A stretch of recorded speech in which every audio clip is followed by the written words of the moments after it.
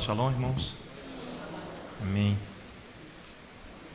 Que o Eterno possa manter a bênção dele sobre esta casa e sobre todos nós. Nós queremos agradecer a presença de todos aqueles que hoje estão aqui conosco, os nossos amigos, os nossos irmãos. Que Adonai seja conosco neste Shabat. Amém. O Leonardo hoje pela manhã, logo no início do serviço, ele leu um texto de João, não é isso, Leonardo? João capítulo 1, foi do verso 29 ao 34 que você leu? Eu não estava aqui. 29 ao 34, amém. Aqui é o testemunho de João sobre a vida do Cordeiro, do Messias, e ele é testificado aqui com toda a primazia, ao qual a sua reputação como Messias de Elohim estabelece. Vou começar orando esse texto. Bom, Leonardo, tem importância orar de novo? Porque o Eterno hoje pela manhã, agora mesmo, chegando aqui na Beit, ele me fez lembrar uma coisa interessante, que a porção dessa semana, a 39ª porção, o K, Estatutos, ela é uma porção que antecede o pronunciamento de Balaão. Então você vai ver semana que vem, através da boca de um ímpio, ele vai proferir a reputação de Israel. Ele vai olhar para Israel e vai dizer: quão belas são as tuas tendas, ó Jacó, e as tuas moradas, ó Israel. Então a visão de Balaão naquele momento era uma visão periférica, ele via todo Israel. Naquele momento ele não sabia como estava o seio de Israel. Os conflitos, as contendas, as querelas, tudo aquilo que o próprio Israel provocava internamente ali no meio da congregação. E não é diferente para conosco hoje, quando Adonai estabelece que nós precisamos observar a nós mesmos, para que nós possamos ter uma boa reputação, não diante dos homens, mas diante de Adonai. Amém? Aqui esse testemunho de João traz aqui, muito bem lembrado pelo Leonardo Gama, sobre a reputação do Messias. Ele fala assim, por quê? Porque aqui ele não conhecia ainda o Messias, mas foi revelado para ele. Olha o verso 29, ele diz assim: no dia seguinte, João viu a Yeshua aproximando-se e disse: eis o Cordeiro de Elohim, que tira o pecado do mundo. Este é aquele do qual eu disse: após mim vem um homem que é superior, porque era primeiro do que eu. Eu mesmo não o conhecia, mas para que ele fosse manifestado a Israel, para que ele fosse ostensivo a Israel.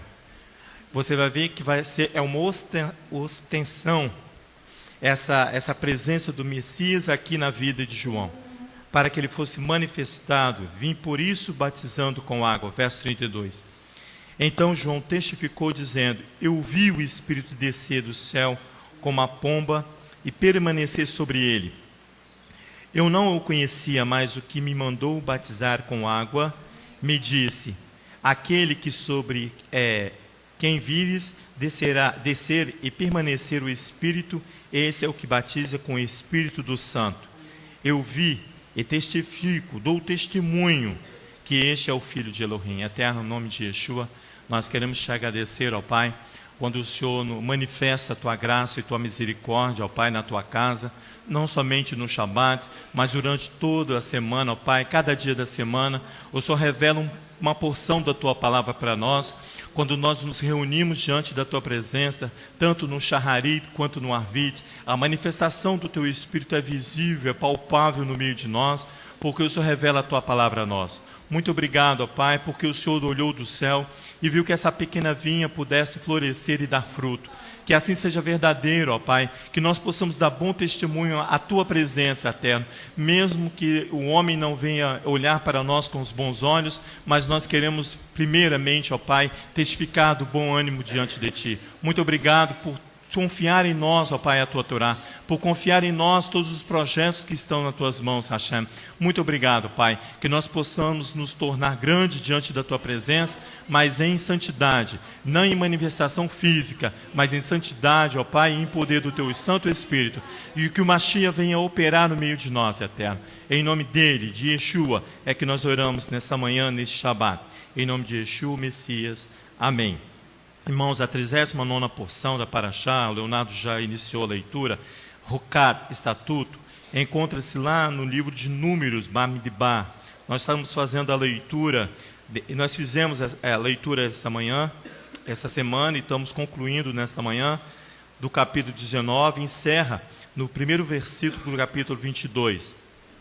Aqui, essa porção é uma porção interessante, porque ela inicia com o estabelecimento de uma mitzvah, a mitzvah da novilha vermelha, e muito comentada pelos rabinos, pelos comentaristas da Torá, pelos estudiosos. Então, uma mitzvah, no conceito bem comum e simples para mim e para você, significa comando. Uma mitzvah, uma ordenança, é uma ordem que provém de alguém superior a mim e a você.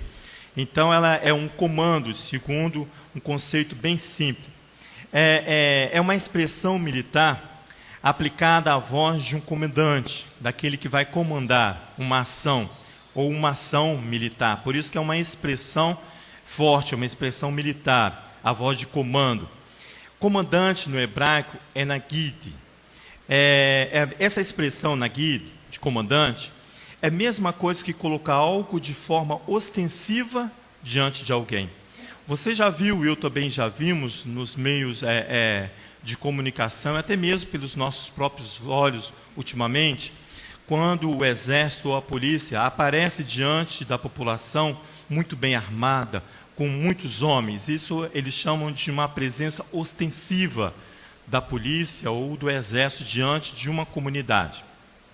Então, a mitzvah tem essa característica de comando, porque ele vai colocar algo de forma ostensiva diante de alguém. Eu coloquei um conceito simples aqui de ostensivo, que diz assim: ostensivo é fazer-se visível, é aparecer, é diferente de ostentar. Tá? É diferente de ostentar. Ostentar, você vai se exibir de forma exagerada, às vezes com excesso de luxo ou de riqueza. Isso é ostentação, provém do próprio homem. Aqui, ostensivo não, é se fazer visível ou fazer entender a visão, segundo os rabis, ou fazer entender a visão.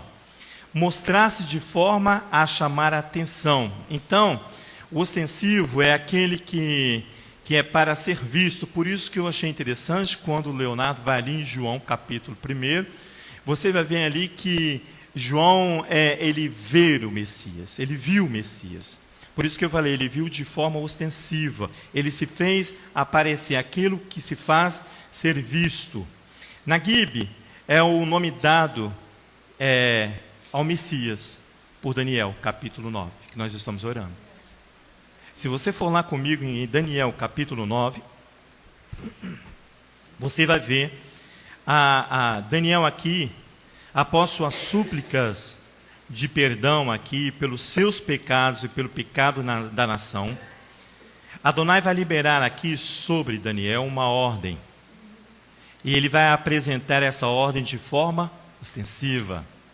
Olha que coisa tremenda é Adonai para conosco. Não vou ler todo o capítulo do Daniel que nós estamos orando, mas eu queria que você fosse ao verso 23, 24 e 25, é onde nós vamos finalizando a leitura das orações aqui do capítulo 9 de Daniel. Você vai ver que a função sacerdotal aqui, irmãos, é o benefício maior para a comunidade. A função sacerdotal aqui, na presença do Messias, é a função maior de benefício para a comunidade. Olha só o verso 23. No princípio das suas súplicas saiu a ordem, e eu vim para declarar a ti, porque é muito amado. Daniel é muito amado. Olha, aqui você já vê que a porção toda ela vai falar de um testemunho, de uma reputação. Olha a reputação de Daniel diante de Adonai. Ele fala assim, ó, eu liberei a ordem, para que você possa fazer entender o sentido. O verso 23. No princípio das suas súplicas saiu a ordem, e eu vim para declarar a ti, porque és muito amado. Portanto, considera a mensagem e entende a visão. Ele vai fazer de forma ostensiva ao profeta.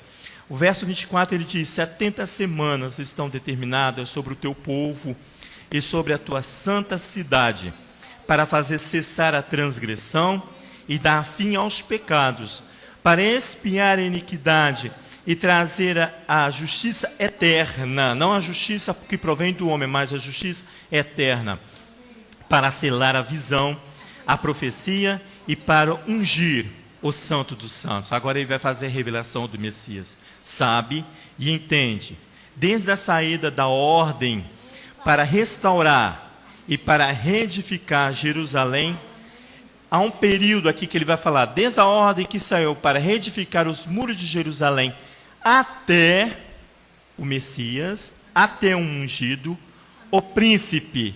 Esse termo aqui é Naquib, o comandante, o príncipe, aquele que vai dar a ordem de comando. Por isso que é inevitável retornar.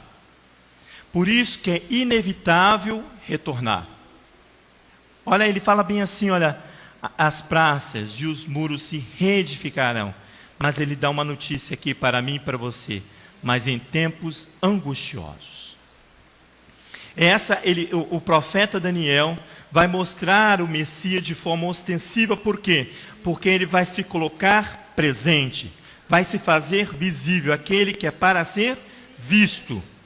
Outro fato interessante aqui nessa porção é que, com frequência, o termo mitzvah, que eu falei aqui, que tem um conceito que significa comando, uma outra expressão que com frequência está relacionada a mitzvot, a mandamento, a ordenança, é uma palavra aramaica que se chama tsavat. E essa palavra, ela significa anexar ou juntar.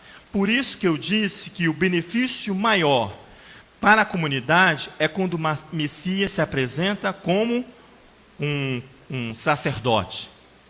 O sacerdote é aquele que vai dar a voz de comando para que a comunidade possa entrar e sair na presença de Adonai com segurança. Levítico capítulo 10, você vê isso. É aquele que vai dar a voz de comando para entrar e sair diante de Adonai com segurança. Então, é interessante essa presença da palavra de Savat, como relacionada a mitzvah, a mandamento, porque significa anexar ou juntar. Por se tratar aqui, da porção dessa manhã, de uma reconciliação através de uma expiação de pecado. Você vai ver ali que a vaca vermelha ela vai ser incinerada, mas ali não é um sacrifício, é um ritual. Nós vamos voltar lá daqui a pouco. Vai lá comigo em Levítico, volta um pouquinho as palavras, as páginas da sua Bíblia. No capítulo 15 de Levítico, você vai ver que essa reconciliação se fará através do Messias, ou do sacerdote, aquele que tem uma voz de comando. Capítulo 15 do livro de Levítico, você vai ler ali comigo a partir do verso 24. São só 3 versículos para você ver e entender como é essa voz de comando que parte para expiação e reconciliação. Por isso que significa anexar e juntar. Você e eu que vivemos em pecado, agora com essa voz de comando do Messias, nós vamos aderir a Adonai, nós vamos unir a Adonai. Ele diz assim no capítulo 15 de Levítico, verso 24. Se o homem se deitar com ela e a sua menstruação atingir, ficará imunda. Ele está falando de uma imundice. Durante 7 dias, também toda cama sobre a qual ele se deitar será imunda. Levítico 15 mesmo? Toda cama que se deitar nos dias do seu fluxo será como a cama da sua menstruação, e toda coisa a qual se assentar será imunda, conforme a imundície da sua menstruação. Quem tocar em alguma dessas coisas ficará imundo. E imundo aqui é tamê. Portanto, lavará suas vestes e banhará em água, e sairá imundo até a tarde, quando ela estiver livre do seu fluxo e da contaminação 7 dias, e depois será limpa. No 8º dia tomará 2 rolas e 2 pombinhos, e os trará ao sacerdote, à entrada da tenda da congregação. O sacerdote oferecerá um deles como oferta pelo pecado e outro como holocausto. Assim fará expiação diante do Eterno, por causa da impureza do seu fluxo. Assim separareis os filhos de Israel das suas imundícias, para que não morram nas suas imundícias, contaminando o meu tabernáculo, que está no meio deles. Esta é a lei a respeito do homem que tem fluxo, daquele que ficou imundo em virtude da emissão de sêmen, da mulher e do seu período de menstrual, que da pessoa que tem fluxo seja homem ou mulher, e do homem que se deitar com mulher imunda. Então você vai ver aqui que é inevitável a reconciliação dada aqui através da presença de um sacerdote. Nossos pais, os hebreus, classificam as mitzvot, essa voz de comando, ou essa possibilidade de anexar a mim ou você a Adonai. Eles classificam essas mitzvot, essas ordenanças, em 3 formas. De 3 formas. Se você crê em outras formas, amém. Mas eu me mantive nessas 3 porque é o que nós precisamos para entender a questão da porção desta manhã. São as 3 formas de ordenança que se apresentam na Torá: Mishpatim, Edut e Hukim. São as 3 formas de mitzvot apresentadas aqui na Torá. Mishpatim são ordenanças e de fácil entendimento. Qualquer um pode compreender, é de fácil compreensão humana. Eu coloquei aqui que as 10 palavras são Mishpatim, que são de compreensão universal.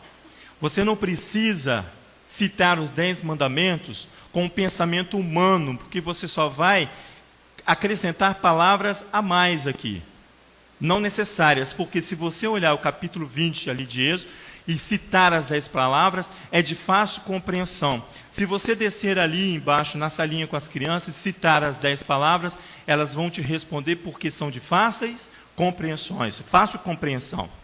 E tem outro item de mitzvot que chamam edut, que são os testemunhos. Os edut são as ordenanças ligadas à memória, fazer lembrar. O Shabat é um edut, é um mandamento. As festivais são mandamentos que trazem à memória a presença de Adonai no meio do seu povo. Então, Mishpatim e Edut são essas 2 ordenanças. Aqui nessa porção, nós vamos falar do Hukim. São estatutos que fogem ao entendimento e à compreensão da razão do homem. Muito bom isso aqui. Baruch Hashem, que ele tem os Hukim aqui no meio de nós. Porque são estatutos que fogem ao entendimento e à compreensão da razão do homem. Leonardo, se você vê os comentaristas aqui, eles se enlouquecem para entender esses mandamentos que não têm explicação. Mas os rabis sérios falam, olha, não tem explicação. São os Hukims, não tem explicação. O Talmud diz que os Hukims, o Talmud é um complexo de discussões rabínicas, geralmente ali da época medieval ali, é um compêndio dessas discussões. O Talmud diz que os Hukims são estatutos que a má inclinação do homem mais contestam. Os homens de má índole, eles contestam severamente os Hukim, porque não tem uma explicação lógica. Foge da explicação da lógica humana. Você sabe por que foge da lógica humana?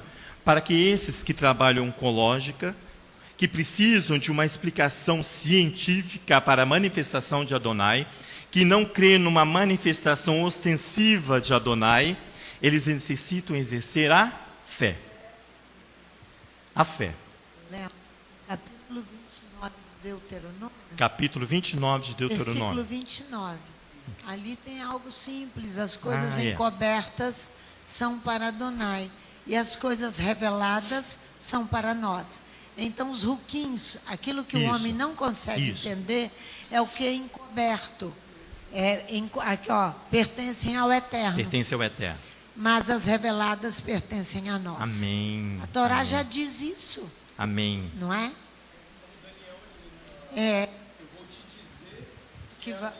Eu vou te dizer. Exatamente. Estava encoberto. Ele vai revelar isso.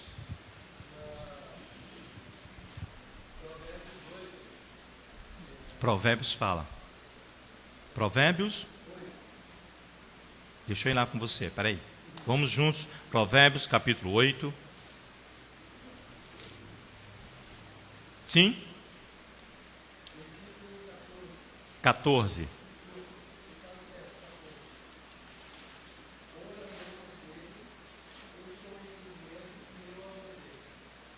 Conselho e verdadeira sabedoria são meus. Eu tenho entendimento e poder. Amém, meu irmão, é isso mesmo. O conselho aqui, a sabedoria, não provém do homem. O conselho e a sabedoria aqui provém de Adonai. Você vai ver ali, 1 Coríntios, Paulo ensinando ali, muito bem ensinando ali, muito sobre isso. Depois a gente dá uma passada lá para a gente ver, capítulo 2 de 1 Coríntios. Mas o que me chama a atenção aqui é porque esses limites do Ruquim são definidos pelos rabis, que traz um limite à inteligência humana. O homem precisa ter limite. Porque a ciência vai chegar a um ponto, Deuteronômio diz isso, né? Vai chegar a um ponto que a ciência vai superabundar com os homens. Mas Adonai vai pôr limite à inteligência do homem. Como? O mesmo capítulo 8? Espera um pouquinho. Provérbios capítulo 8. Eu saí de lá, espera aí. Pode ir lendo aí se você quiser. Qual o versículo? Versículo 1. Não clama a sabedoria e o entendimento não faz soar a sua voz? No cume das alturas, junto ao caminho, nas encruzilhadas das veredas, ela se apresenta. Ao lado das portas, a entrada da cidade. A entrada das portas está clamando. Se você for em Eclesiastes vai complementar isso de maneira maravilhosa, porque ele vai falar bem assim, ó, o homem de muita sabedoria é preferível que ele fique em silêncio. Por quê? Porque ele precisa entender a sabedoria que provém divina, a sabedoria que vem de Adonai. Senão você vai sobrepor aquilo que o Eterno estabeleceu na tua palavra. É isso que os rabis falam para mim e para você. É um limite à inteligência humana. Vamos lá em Eclesiastes, capítulo 8, para você ver isso aí. Para a gente desenvolver. Capítulo 8 de Eclesiastes, verso 17. Olha que interessante isso aqui. Ele fala o seguinte, ó. 8, verso 17. Então vi a toda a obra de Elohim, e que o homem não pode entender a obra que se faz debaixo do sol. Por mais que trabalhe o homem para buscar, não a achará. E ainda que diga o sábio que a virá a conhecer, nem por isso poderá compreender. Então, por isso que você e eu encontramos muitas discussões rabínicas dos mestres a respeito dos ruquim e dos mandamentos. Por quê? Porque ele diz assim, olha, no verso 17, por mais que trabalhe o homem para buscar esse conhecimento, não achará. E ainda que diga ao sábio que virá a conhecer, nem por isso, ele virá a compreender em sua totalidade, a não ser que do céu saia uma ordem e venha até o justo, e essa sim. O homem só tem do céu que lhe foi dado, a ordem que provém do céu. É a Brit Hadashah dessa porção. João no capítulo 3. Isso. Ele enfrenta Você Nicodemos. É mestre em Israel, não conhece Yeshua essas coisas? Enfrenta Nicodemos e pergunta, tu és mestre em Israel e não compreende essas coisas? Isso. Em verdade vos digo que nós dizemos o que sabemos e testificamos do que vimos. Muito bem. Contudo, não aceitais o nosso testemunho. Se vos falei de coisas terrestres e não crestes, como crereis se vos falar das celestiais? É essa confusão que Yeshua traz na mente dos lógicos, dos racionais, para que eles sejam desconstruídos da sua falível perfeição e sejam construídos como criatura divina, conforme o homem foi. Amém. Então esses questionamentos, Yeshua bota o homem de frente a eles para ver a pequenez do homem. Mas isso tudo é para preservar a reputação daqueles que são seus. O Eterno, ele vai cuidar daqueles que são seus. É a proteção para que eu não venha a cometer loucuras ou falar bobagem. Se você for continuar em Eclesiastes, é o que ele faz com Jó. Eu tinha anotado aqui, mas eu tirei. Era muita palavra para anotar. Diz aqui, Jó, ele faz isso. 38, né?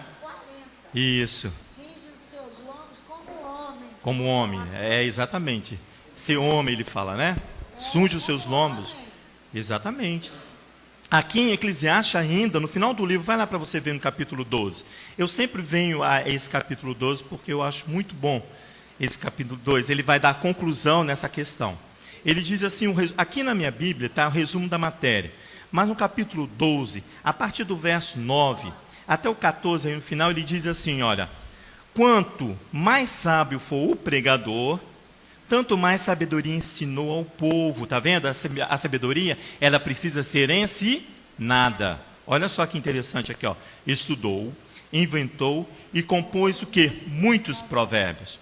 Procurou o pregador achar palavras certas. E o que escreveu é reto e verdadeiro. A conduta do pregador, aquele que vai dar sabedoria ao povo, é reta e verdadeira. Por isso que a presença ostensiva do Mashiach na vida de cada um de nós é para que nós possamos ser conduzidos de maneira correta. Olha aqui, ele fala assim, olha, verso 11: as palavras dos sábios são aguilhões, e como pregos bem fixados são as palavras coligidas dos mestres, os quais foram dadas pelo único pastor. Está vendo? Até aqui ele vem e estabelece o Messias aqui para mim e para você, o único pastor. Verso 12: demais disso, filho meu, atenta. Não há limite para fazer livros, e o muito estudar é enfado da carne, porque você procura conhecimento para você mesmo, para que você precisa ter uma reputação diante dos homens, uma aparência de reputação saudável diante dos homens. Mas o mestre da sabedoria, ele diz assim, olha: de tudo que se tem ouvido, a conclusão é: teme a Elohim e guarde os seus mandamentos, os mitzvot. Guarda Elohim e guarda os mandamentos. Se eu e você fizermos isso, eu creio que 100% está garantida a sua presença e minha presença diante do Eterno. Ele fala, é uma coisa simples para mim e para você: guarda os mandamentos e os cumpres. E obedece, exatamente, obedece ao único pastor, ele fala. Porque Elohim há de trazer o juízo a toda obra, até mesmo tudo que está encoberto, seja bom ou seja ruim. Seja bom, você lembra que saiu uma ordem para Daniel? Olha, ele vai expor para Daniel uma obra boa. Ou seja ruim, isto é, você foi reprovado, a sua má conduta foi reprovada.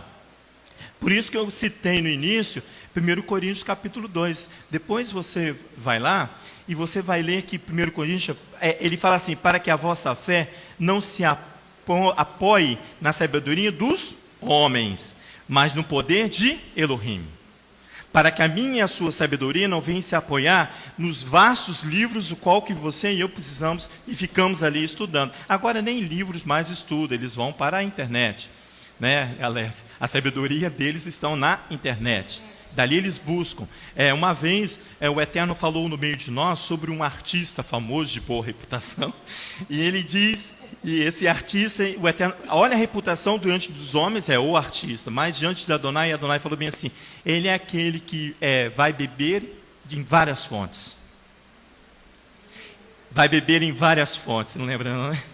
De várias fontes, ele falou disso, artista grande no Brasil, mas busca em várias fontes, porque Adonai conhece o coração do homem. Aí eu lembrei de Isaías capítulo 28, não precisa ir lá não que eu vou ler para você, diz assim, ó, porque o Eterno se levantará como um monte Perazim, e se irará como no vale de Gibeão, para fazer a sua obra, a sua estranha obra, para executar o seu ato, o seu estranho ato. Estranho é aquilo que eu e você não conhecemos, mas é a obra de Elohim. Para você não culpar, para você não falar assim, foi Satanás que fez isso. Não, mas você precisa identificar. Por isso que o pregador, ele fala assim, que lança sobre a comunidade a sabedoria, para que ele não venha destonar ou desviar aquilo que Adonai está fazendo no meio da congregação. Irmãos, o rito da novilha vermelha é chamado de Pará Dumá. É considerada como um mandamento de caráter Hukim, que eu acabei de citar, porque não tem uma explicação na prática da lógica, ou clara, para a minha mente e a sua mente. Por isso que ela é muito comentada aqui pelos exegetas, os teólogos, por apresentar um ritual aqui desfaltador, ou um ritual expiatório. Por quê? Porque as suas cinzas aqui vão servir, nesse ritual, para fazer uma purificação, vai fazer vamos chamar de unguento, pode ser isso? Vai fazer uma mistura aqui de água e cinza, que vai servir como purificação. Mas aqui não há um sacrifício. Os rabinos, até os cristãos, eles concordam que aqui não há um sacrifício, porque não morre diante do altar, apesar de ter a presença do sacerdote.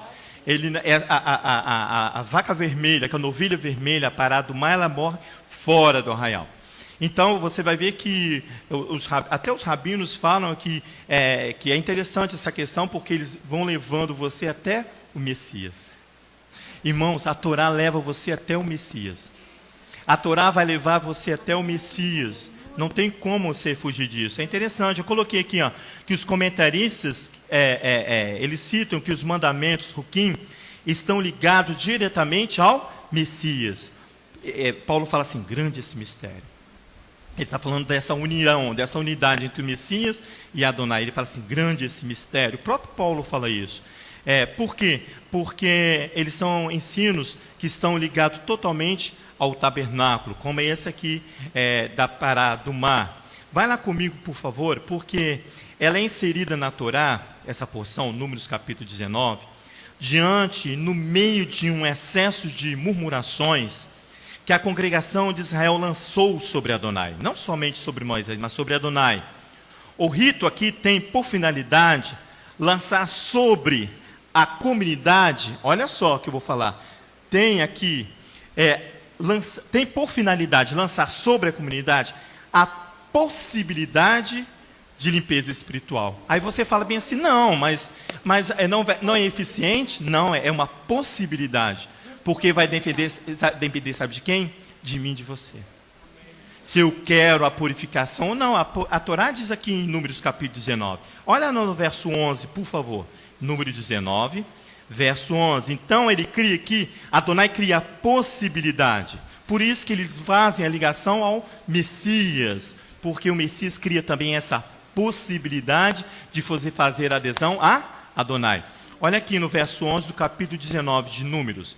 Ele diz assim, aquele que tocar em um cadáver, qualquer que seja o morto, ficará imundo 7 dias. Ele está falando que você tem contato com aquilo que não tem vida. Obras da carne é aquilo que não tem vida, coisa morta. Ele diz no verso 12, deverá purificar-se com essa água aí que foi misturada à cinza da novilha, no 3º e no 7º dia, viu? Você tem que se purificar no 3º e no 7º dia. Então, será limpo. No 3º dia, por causa da urgência que você precisa limpar, eu e você. E no 7º dia, para formalizar, para selar a sua limpeza espiritual. Olha que interessante aqui. Mas, verso 12, se não purificar no 3º e no 7º dia, não será limpo. Olha a possibilidade que você tem. Está vendo, meu irmão? Todo aquele que tocar em um morto, cadáver de alguém que morreu, e não se purificar, contamina o tabernáculo do Eterno. Então, a preocupação de Adonai é a reputação da congregação de Israel. Está vendo? Por isso que você vai tomar um susto quando um ímpio proclama: quão belas são as suas tendas, a Jacó. Um bom susto, né? Balaão vai citar. É de chorar quando você lê a porção, da próxima porção, quando você vê um ímpio declarando isso. Um ímpio declarando isso aí.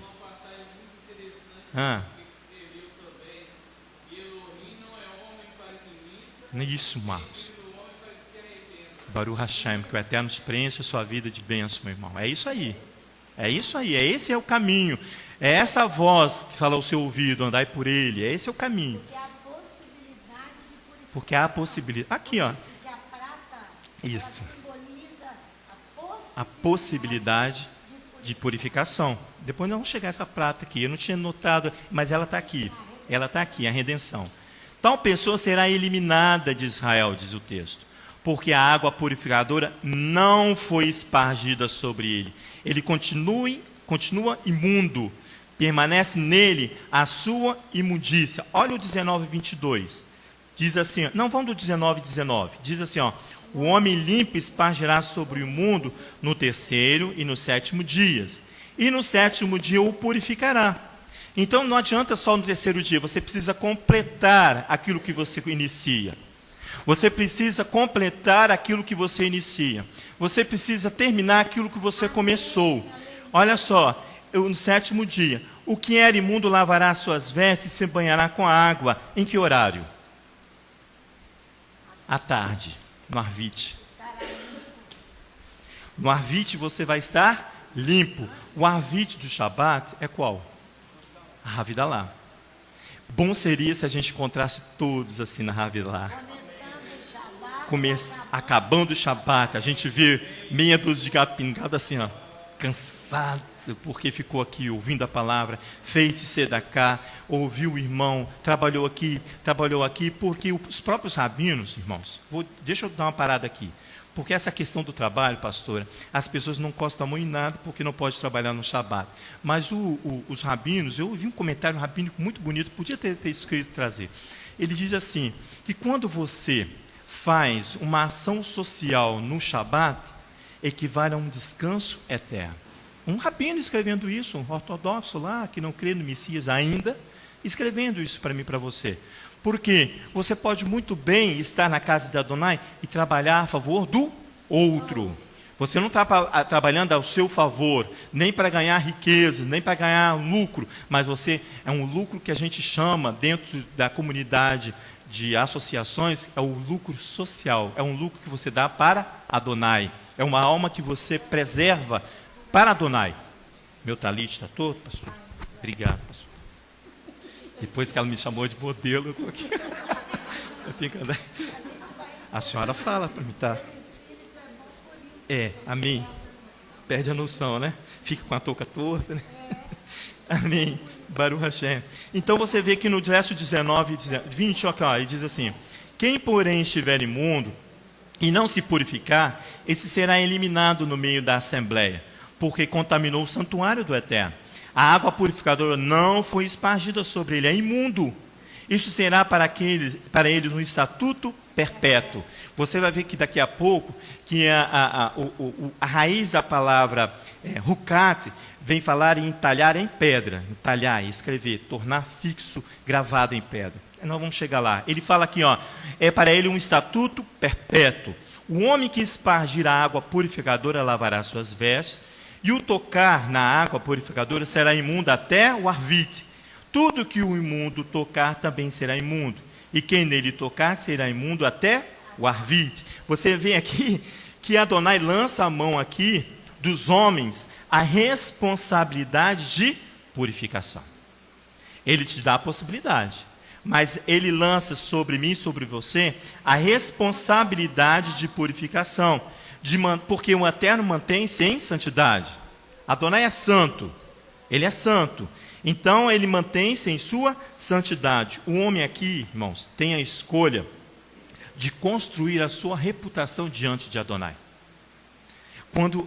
Luciano, quando o Eterno te dá a possibilidade de purificar e você aceita essa purificação, ele vai fazer isso comigo, com você. Ele vai construir, você vai começar a construir uma reputação diante de Adonai.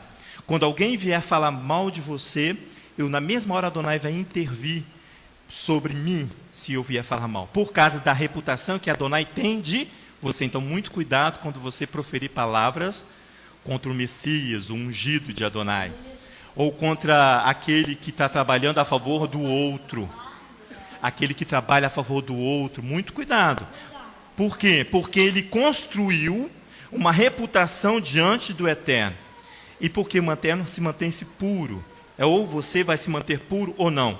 Lembrando que a sua má conduta, a minha e a sua má conduta, resulta em ser retirado da congregação. Ele é despatriado, ele perde até a pátria, quando ele traz. Por isso que eu falei que o cuidado aqui, para o capítulo 19, com o ritual da novilha vermelha, ele está aqui preservando a reputação de Israel. No capítulo 15 de Números, ele diz uma coisa interessante lá no verso 30, é a porção anterior, se não me engano. Ele vai falar sobre, olha só que interessante, ele fala assim, olha, a pessoa que fizer alguma coisa deliberadamente, em outras versões diz assim, com mão arrogante, né? com petulância, verso 30 do capítulo 15, seja dos naturais da terra, isto é, seja os judeus, seja os estrangeiros, injúria ao Eterno, está vendo? Tal pessoa será eliminada no meio do teu povo. Ele continua dentro dessa mesma visão aqui do capítulo 15, verso 30. Ele vai ser retirado do meio da congregação.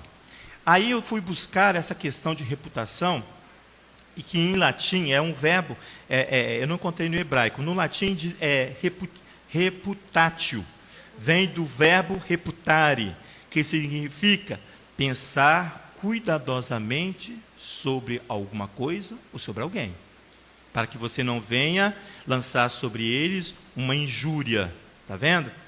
Então você, falar mal de alguém, você tem que refletir primeiro sobre a questão, para depois proferir algo, ou ficar em silêncio.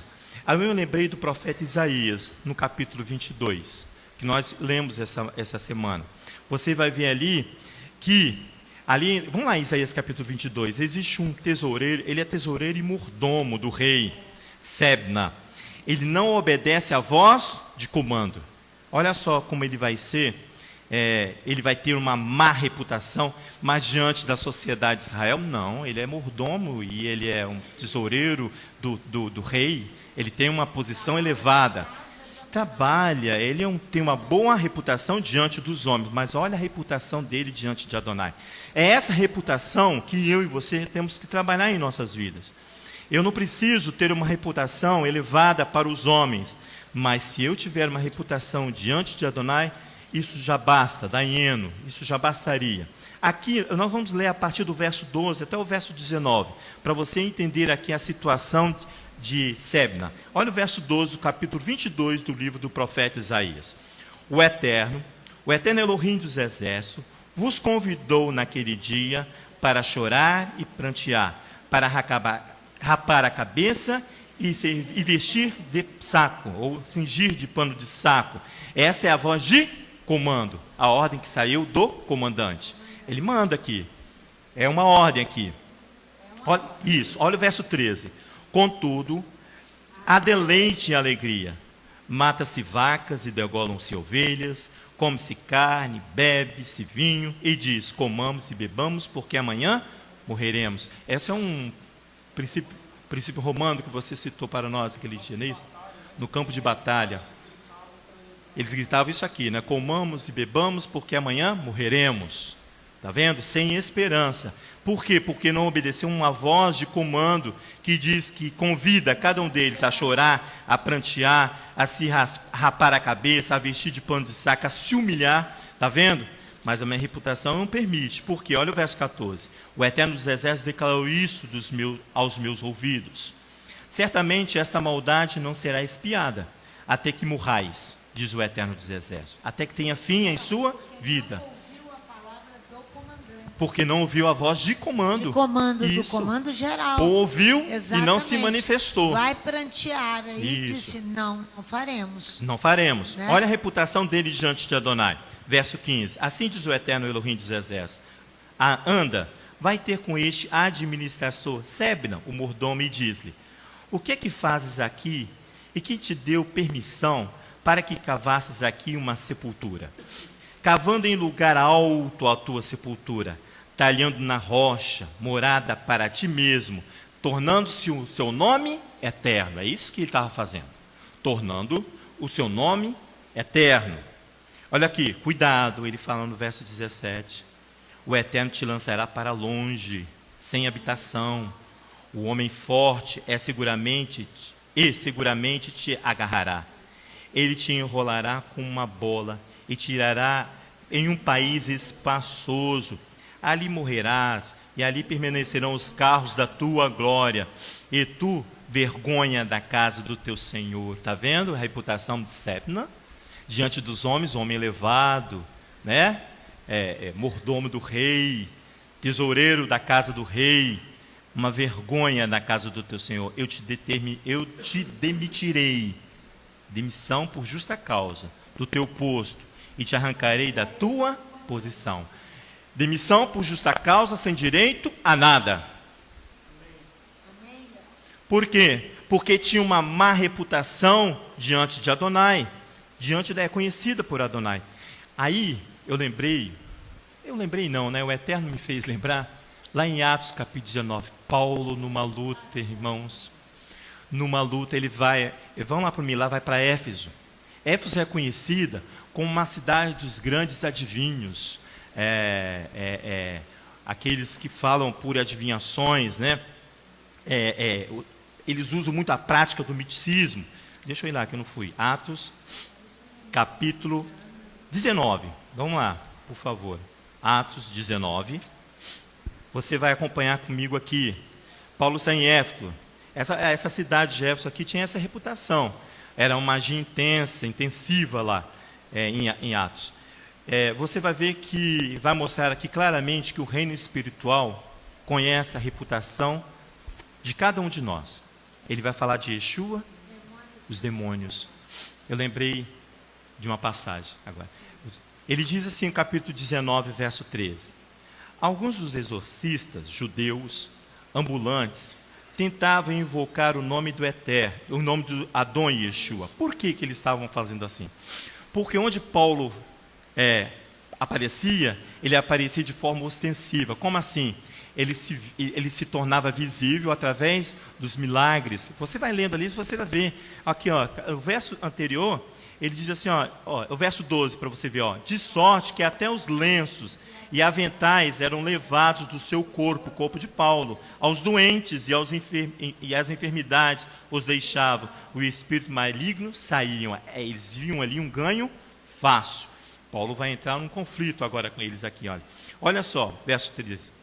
Alguns dos exorcistas judeus exorcistas ambulantes, tentavam invocar o nome do Adon Yeshua sobre o que estavam possessos de espíritos malignos, dizendo: em nome de Yeshua, a quem Paulo prega, eu lhes ordeno que saia.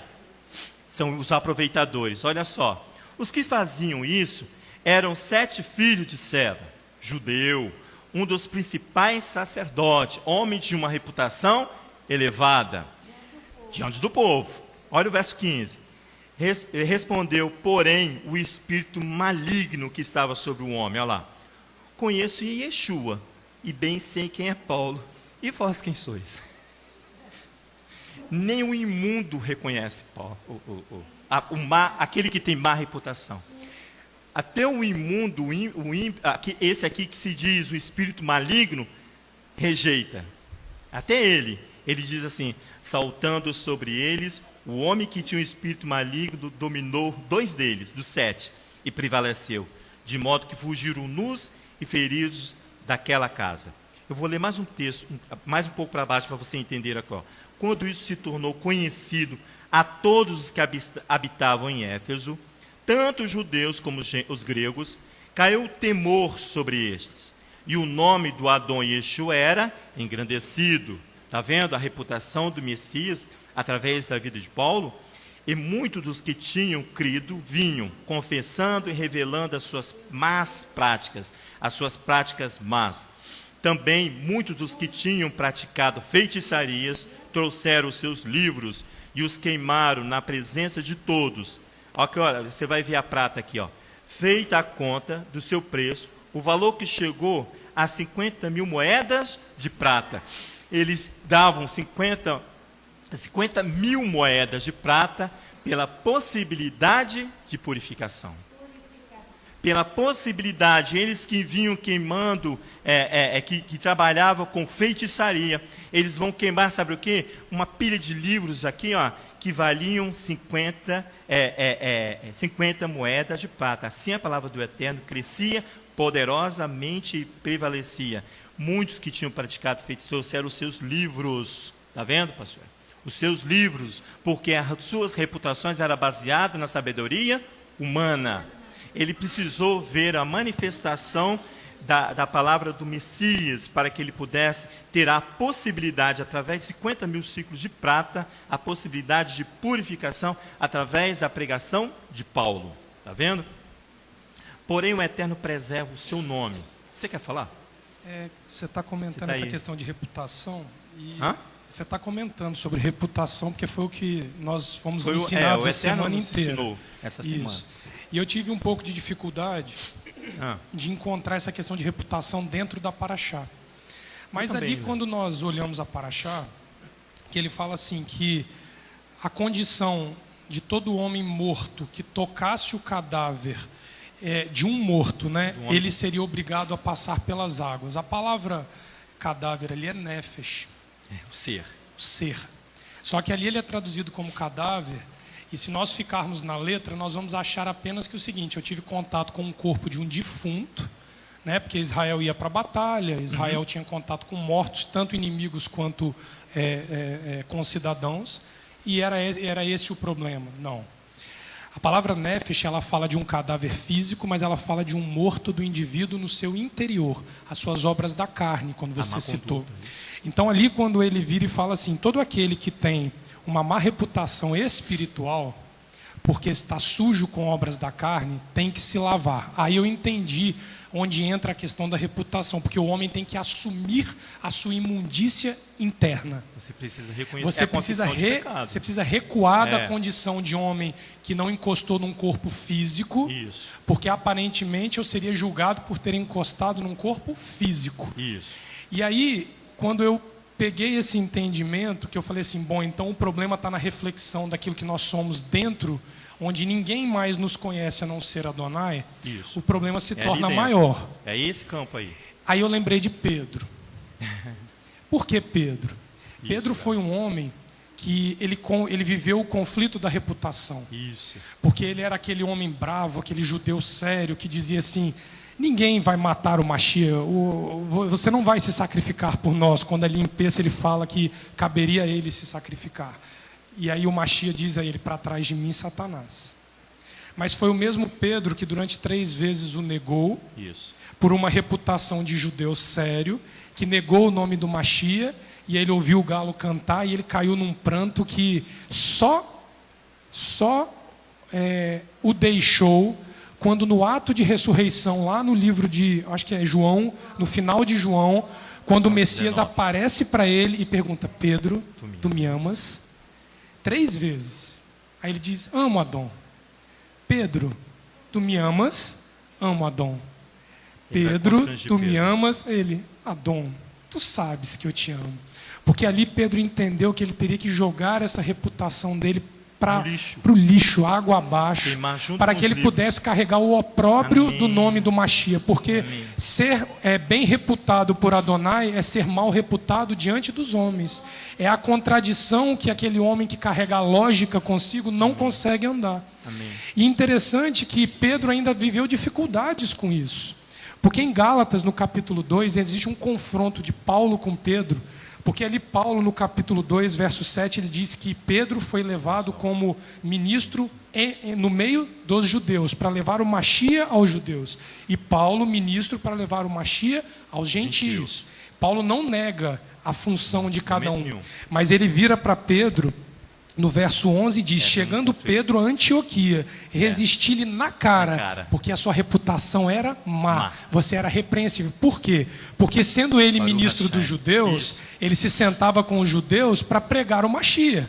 Mas quando o gentio se aproximava e ele sabia da importância do gentio reconhecer este mesmo Machia, ele comia com o gentio. Mas quando o judeu se aproximava ali, quando Tiago chega, ele se afastava, porque ele tinha que manter a sua reputação diante dos judeus. Ou seja, Pedro, mesmo tendo dito: Adão, eu te amo 3 vezes, ele ainda brigou e lutou com essa questão da reputação, porque Paulo teve que lançar na cara dele que ele ainda estava preso a uma reputação humana em meio ao ministério que ele recebia. A reputação está inserida no meu e no seu nefesh, no seu ser.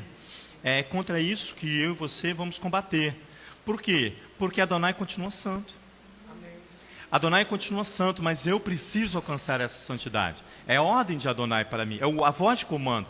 Aí eu lembrei de Ezequiel capítulo 36, vamos lá, por favor.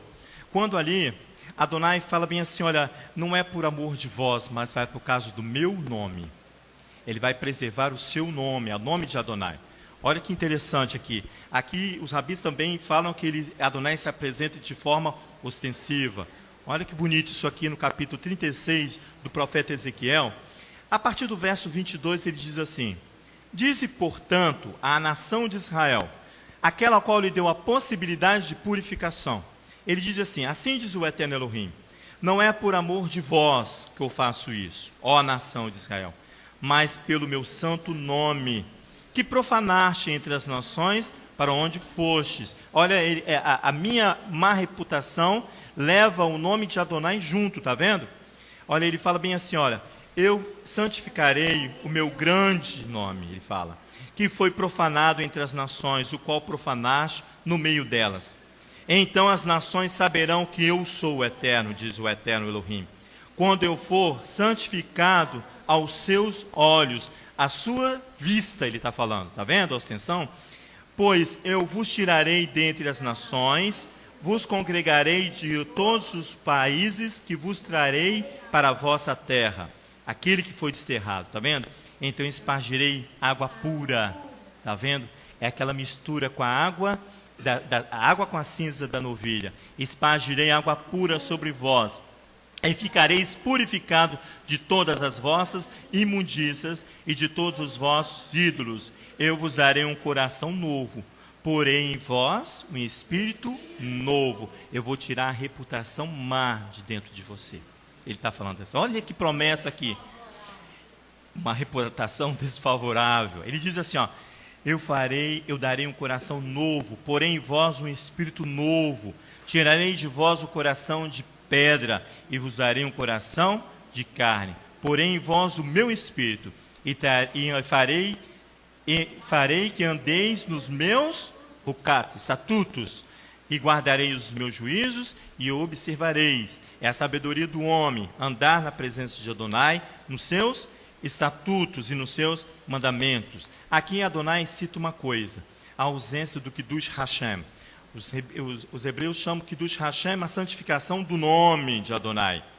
Essa ausência da santificação do nome, ela vem desde a porção anterior ainda, na questão das murmurações, do capítulo 14 de Números, se você for lá, você vai ver muito bem ali, que recebe uma definição ali, desde o capítulo 14, ele vem falando essa ausência de santificação do nome de Adonai, através das murmurações. Mas aqui nessa porção, ela recebe uma definição de morte de 3 grandes líderes da congregação. Enviados por Adonai, os 3 grandes líderes. Miqueias, no capítulo 6, não precisa lá, ele fala que Adonai estabeleceu esses 3 grandes líderes como condutor de Israel, comandantes de Israel. Os 3, por isso cuidado quando for falar mal dos 3, hein? Adonai colocou Miriam, Arão e Moisés. Miriam e Arão efetivamente morrem nesta paraxá. E Moisés recebe a sua confirmação de sentença, porque já havia dito que aquela geração não entraria na terra prometida. Então ele recebe aqui a confirmação da sentença já determinada após a contenda, a querela ali, das águas de Meribá de Cádiz, que aqui está nessa porção. Você vai ver lá que há uma querela. Volta lá em Números capítulo 18. Você vai ver aqui que essa contenda, número 18 não, irmãos, 20. Você vai ver aqui, uma querela aqui em Êxodo, capítulo 20, do verso 1 até o verso 13 do capítulo 20. Você vai ver aqui anunciada a morte de Miriam e as águas de Meribá de Cádiz. É interessante que a morte de Miriam é de súbita. Ela morre subitamente. Ela não vai ficar doente, vai ficar sendo tratada, não. Ela simplesmente morre, diz o texto da palavra. Os rabinos, eles entram em discussão sobre essa questão, mas eles são unânimes em afirmar que não houve, como é que eu posso dizer, privilégios para Miriam, por causa daquela questão lá com Moisés. Ela morre, foi sepultada e acabou-se ali. Ela não houve para Miriam, e ela é uma mulher que, se você vê o canto de Miriam ali, em Êxodo, né? É uma profetisa, coisa mais linda. Isso é para mostrar para mim e para você que não há privilégios diante de Adonai. Ou você trabalha a favor do reino, ou você é retirado. Ele diz assim, olha, em capítulo 20 de Números: toda a comunidade dos filhos de Israel chegou ao deserto de Zim no primeiro mês, e o povo ficou em Cádiz. Ali morreu Miriam, e ali foi sepultada. Está vendo? Como não havia água para a comunidade, o povo ajuntou-se contra Moisés e Arão. Novamente uma querela aqui. Contendeu o povo com Moisés, dizendo: quem dera tivéssemos expirado quando expiraram os nossos irmãos perante o Eterno. Ele está falando daqueles 15 mil que morreram lá atrás. Porque que trouxeste a congregação do Eterno a este deserto, para que nós, os nossos animais, morramos aqui? Por que fizeste subir do Egito para trazer este terrível lugar? Não há cereais, nem figos, nem vides, nem romãs, nem água para beber. Então Moisés e Arão se foram de diante do povo à entrada da tenda da congregação e se prostraram com a face em terra, e a glória de Adonai lhes apareceu. Disse o Eterno a Moisés: toma a vara, ajunta o povo, tu e teu irmão Arão, na presença deles, ordenai a rocha que te dê suas águas. Assim lhes tirarei água da rocha, e dareis a beber ao povo, aos seus animais. Você sabe o que significa isso? Voz de comando. Vai lá e faça. Aqui, ele fala. Vai lá e faça. Moisés já passou por essa situação, então não havia muita dúvida. Havia aqui como se fazer? Não, ele já havia feito isso. Então ele vai simplesmente dar a voz de comando. Então Moisés tomou a vara de diante do Eterno, como lhe tinha ordenado. Moisés e Arão reuniram o povo diante da rocha e lhe disseram: ouvi agora, rebeldes, porventura tiraremos água dessa rocha para vós? Não é a voz de comando de Adonai. Moisés, como homem, peca diante do Eterno. Você vai ver que ele não vai ter privilégio diante do Eterno.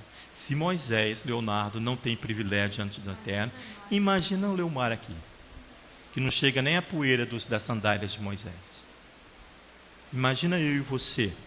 Olha, ele vai falar aqui, então Moisés levantou a mão e feriu a rocha 2 vezes. Os comentaristas, o Midrash, fala que ele erra, por isso que ele vai tocar 2 vezes. Ele erra a rocha.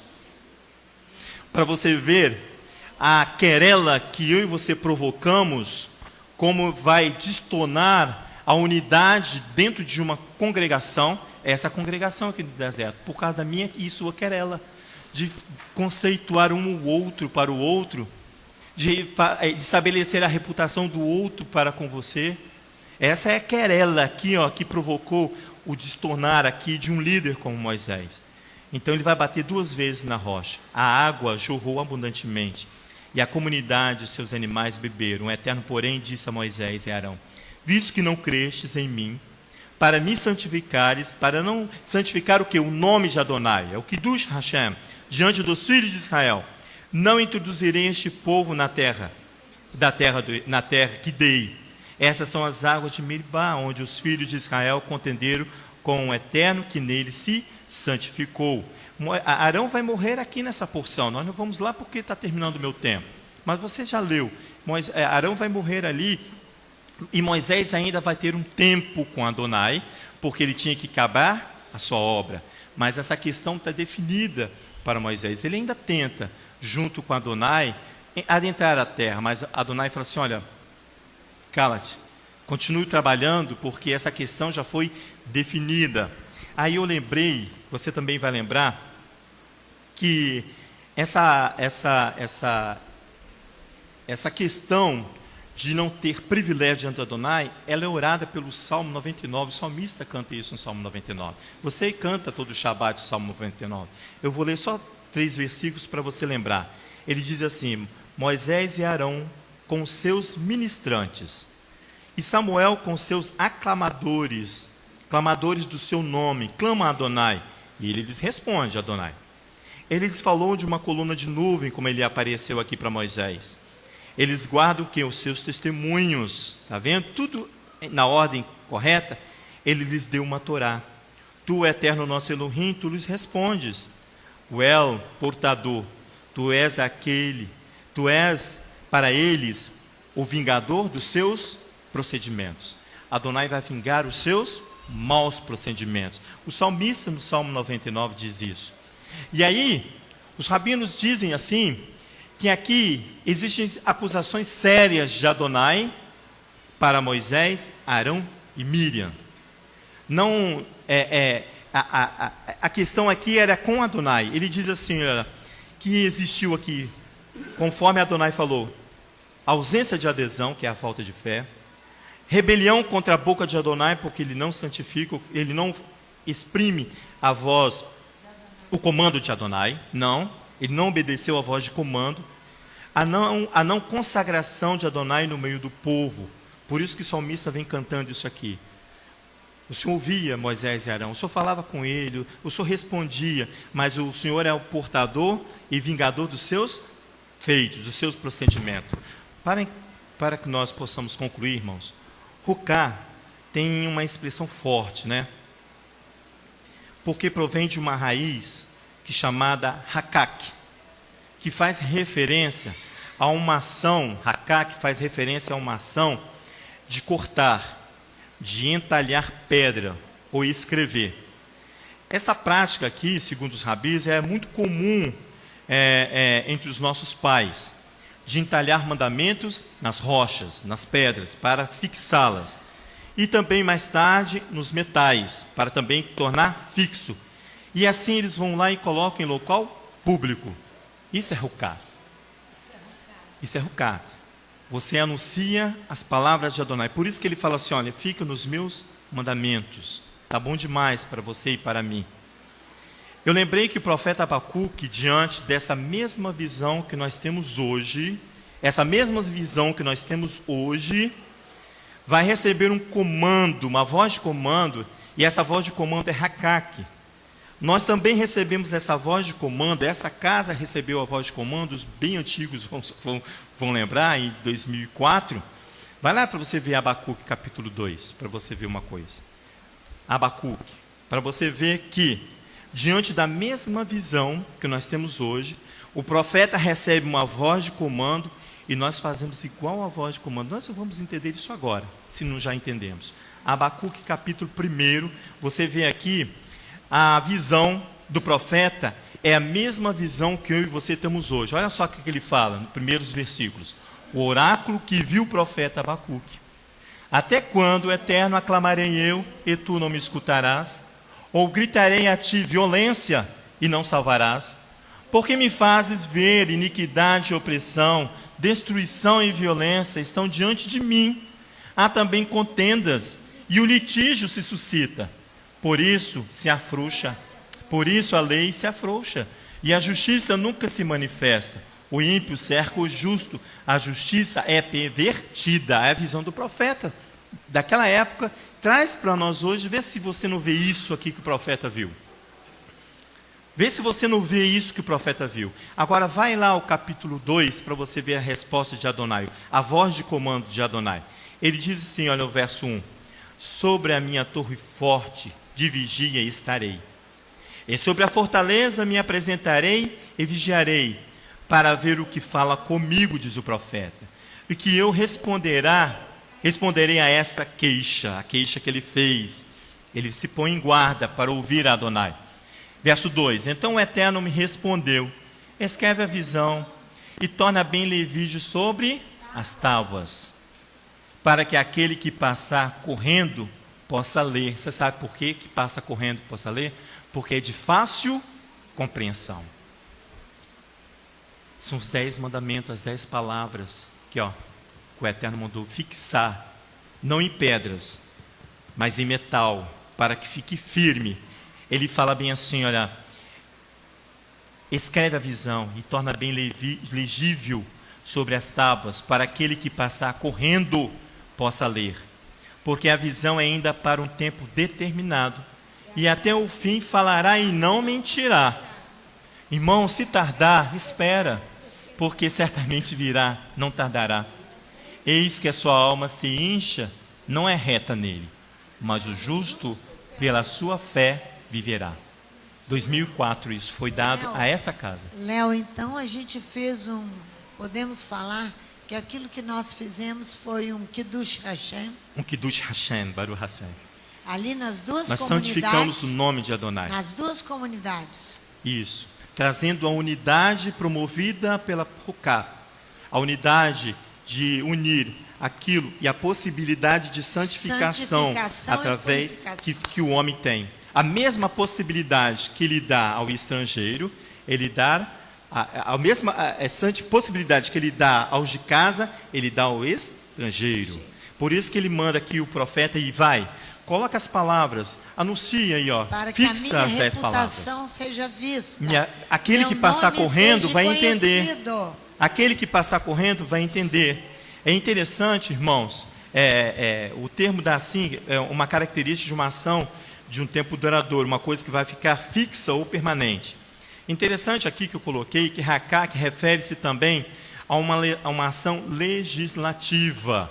O que é uma ação legislativa? É aquele que compõe lei, é o compositor de mandamentos, Adonai, que vai designar um governante ou um comandante para uma ação executiva. Isso tudo é o termo Hakak. Ele estabelece uma lei, estabelece aquele que vai comandar com a voz de comando, é aquele que dá a voz de comando, o comandante, numa ação executiva. Essa raiz também dessa palavra Hakak, é também o Shebet, que significa cetro, símbolo de autoridade. Se você ver, depois você vê a oração de Yeshua, no capítulo 17 do livro de João, você vai ver que ele faz essa unidade de uma ação legislativa, do compositor de leis, com aquele da ação executiva, que vai dar a voz de comando.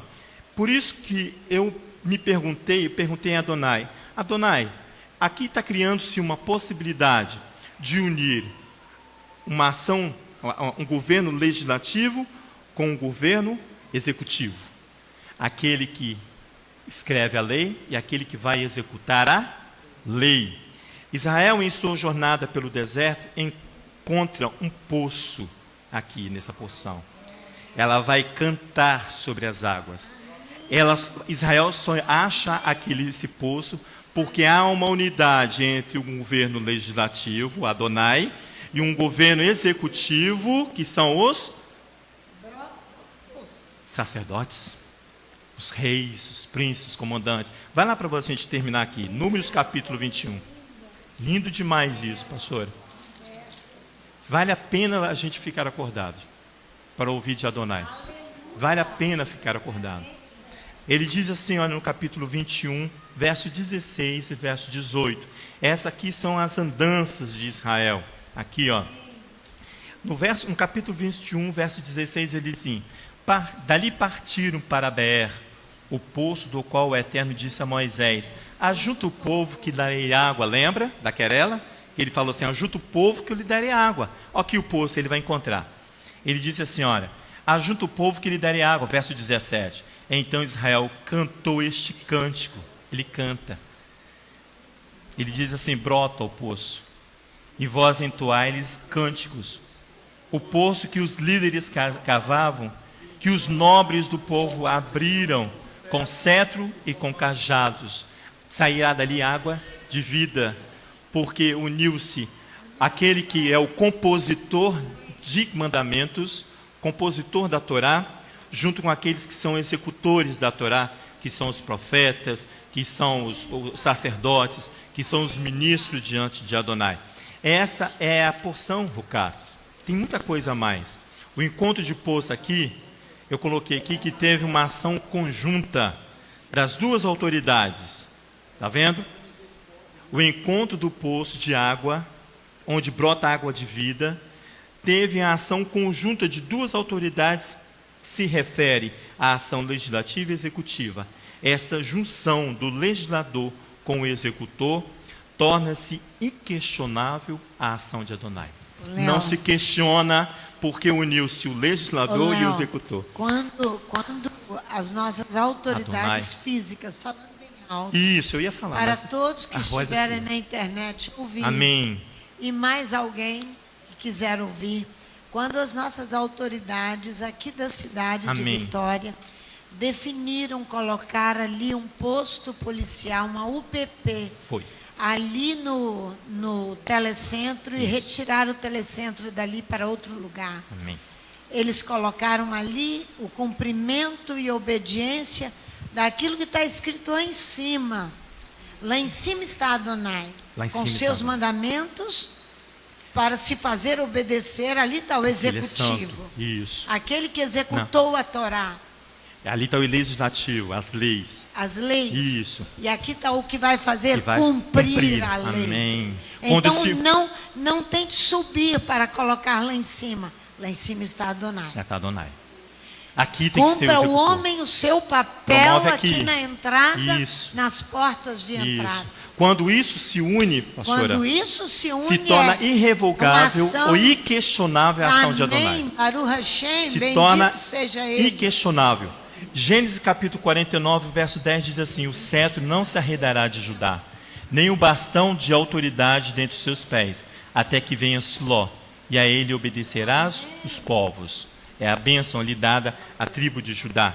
Tem mais coisas para a gente ver, mas o Eterno é misericordioso para conosco. Pai, nós queremos te agradecer, quando nós precisamos parar neste momento, ó Pai, nos unir diante da Tua presença, para celebrar o Teu nome através de uma alimentação, através de unir e sentar como irmãos, para que nós possamos adentrar na Tua presença de forma agradável, e que nós venhamos, ó Pai, lutar por uma reputação não diante dos homens, mas não diante das autoridades, mas diante de Adonai, com uma reputação ilibada, uma reputação digna daquele, ó Pai, que vem anunciando o Messias. Portanto, Hashem, tem misericórdia de nós e nos ajude, Eterno.